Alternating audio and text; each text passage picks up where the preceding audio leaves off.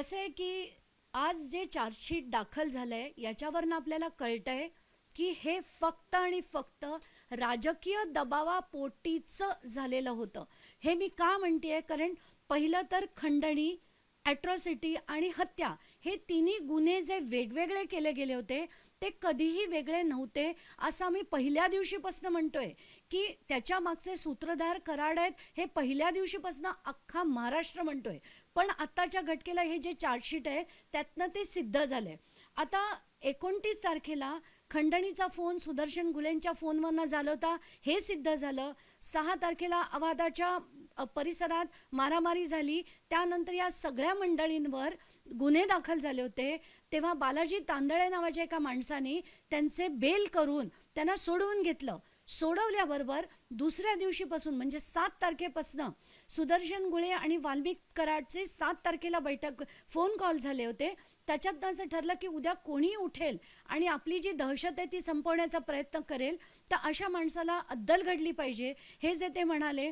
त्यानंतर 8 तारखेला सुदर्शन गुळे आणि विष्णू चाटे तिरंग नावाच्या हॉटेलमध्ये भेटले.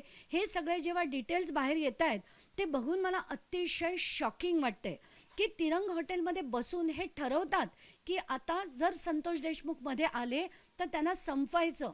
आणि त्यानंतरचा कळस म्हणजे जो डिजिटल एव्हिडन्स त्यांना मिळाला आहे आणि जो चार्जशीटमध्ये आता रेकॉर्डेड आहे की व्हॉट्सॲप व्हिडिओ कॉलमधनं असं कृत्य होताना ही जर पूर्ण सिंडिकेट बघत होते तर ही माणसं नाहीत, हे निर्दयी जमात आहे. आणि या सगळ्यांना फाशीपेक्षा दुसरी कुठली शिक्षा होऊच शकत नाही. आणि पहिलं म्हणजे अशा सिंडिकेटला मोठं करणारे धनंजय मुंडे, जे मी परत परत म्हणत होते, त्यांचा राजीनामा हा झालाच पाहिजे. आणि कुठल्या नैतिकता बितिकताची आपण अपेक्षा अशा माणसांकडनं करूच शकत नाही.